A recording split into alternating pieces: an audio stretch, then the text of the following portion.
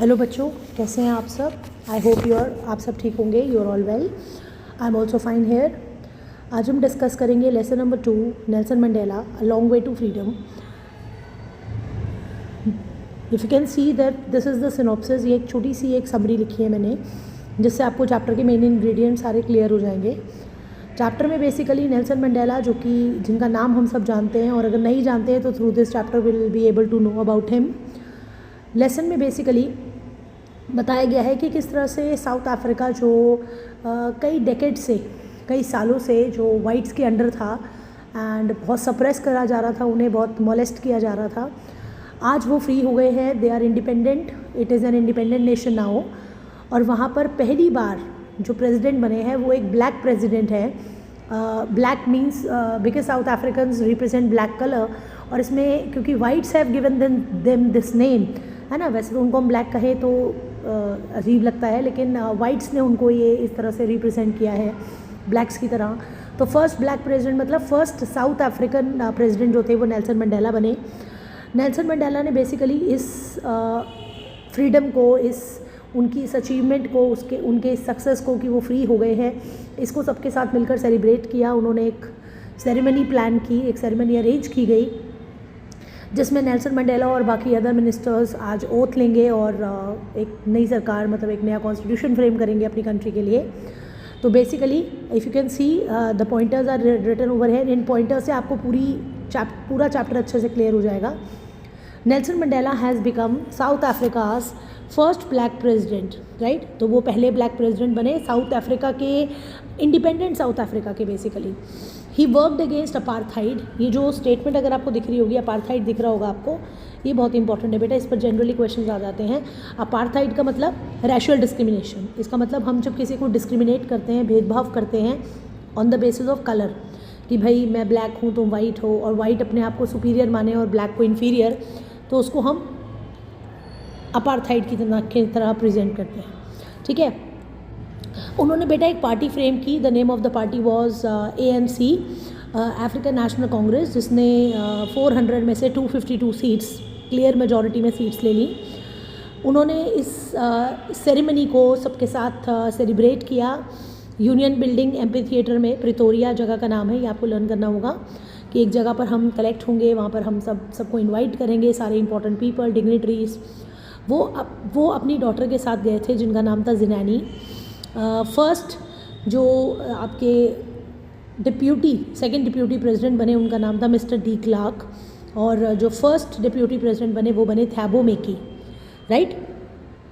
अब Nelson Mandela ने, सबसे ज़्यादा जो क्वेश्चंस बनते हैं वो इस पार्ट से बनते हैं। If you can see this, ये जो नेल्सन मंडेला ने स्पीच दी है, स्पीच मतलब जब उनको वो मौका मिला अपने आप को प्रेजेंट करने का, जब उन्होंने लोगों से बात की, तो कुछ बहुत अच्छे वर्ड्स से उन्होंने इस चीज़ को रिप्रेजेंट किया है, अपनी बात को रखा है।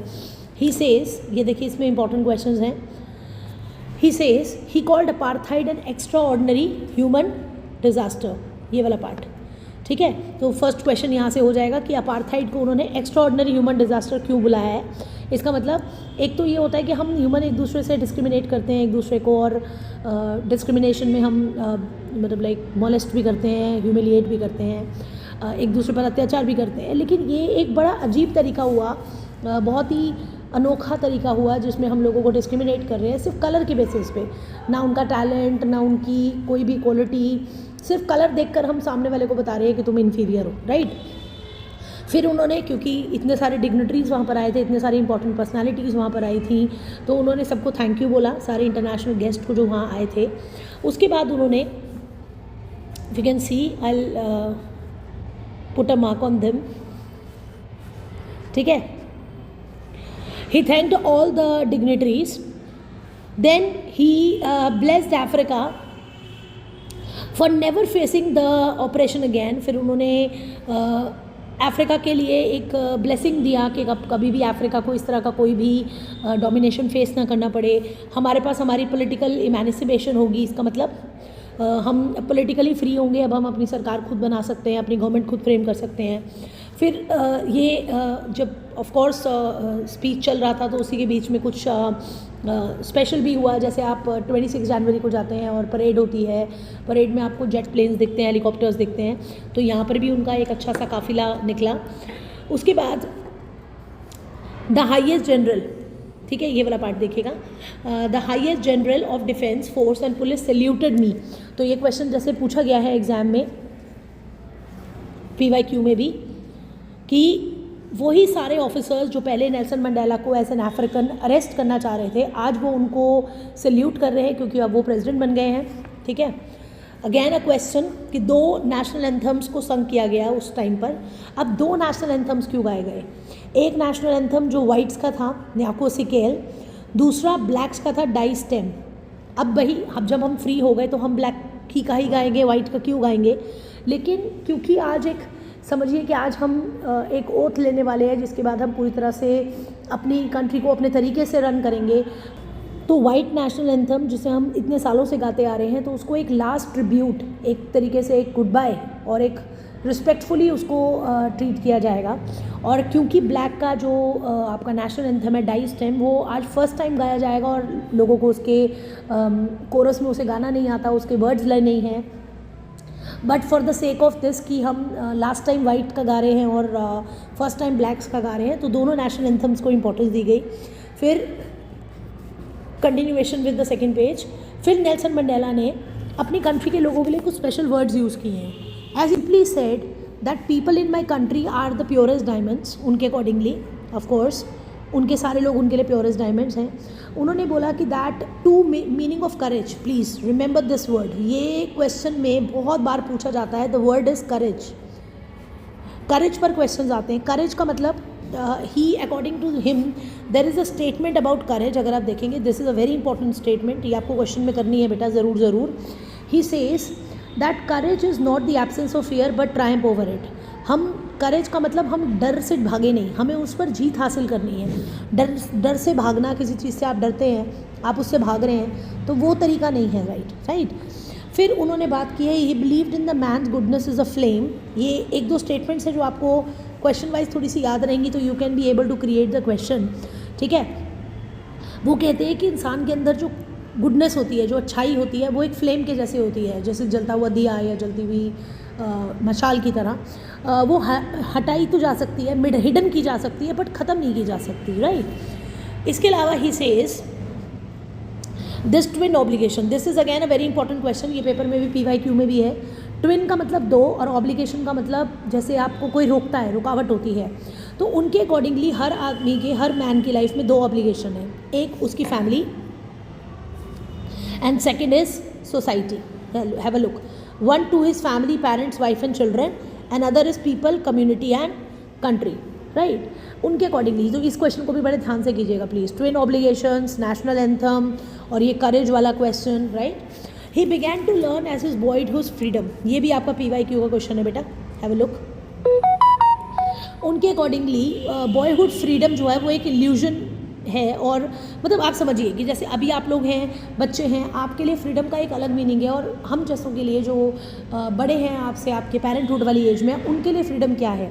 उनके लिए फ्रीडम है नेसेसिटी, उनके लिए फ्रीडम है जो जिस चीज़ के लिए फ़ाइट करना पड़ता है। आप लोगों के लिए फ्रीडम क्या है? लाइक आप लोगों को बस ये परमिशन दे दी कि बेटा आज पूरा दिन खेलो, आज पढ़ने की ज़रूरत नहीं है, वो भी आपके लिए फ्रीडम है, लेकिन हमारे लिए नहीं, राइट। आप लोग फ्रीडम को एक अलग तरीके से देखते हो, एक इल्यूजनरी वर्ड की तरह देखते हो, लेकिन हमारे लिए फ्रीडम जो है वो एक ऐसी चीज़ है जिसे अगर कर्टेल किया जाए तो लाइफ मतलब बहुत मुश्किल हो जाएगी। इन कंटिन्यूएशन विद, उन्होंने लास्ट में जो पार्ट लिखे हैं, दिस पार्ट वाला देखिए इसको एक बार, have a look at this one.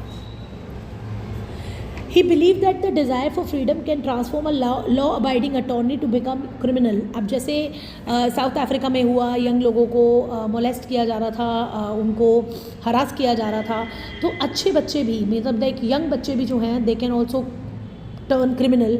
अगर समझ के देखिए ना, अगर आपकी फैमिली के साथ कोई हार्म करे तो हम अच्छे बने कैसे रह सकते हैं? हम भी तो हार्म करने की कोशिश करेंगे ना, राइट। इसके अलावा he said a man who takes away another's freedom, ये वाला जो पार्ट है ना, ऑप्रेसर वाला, this is again a very important question from the chapter.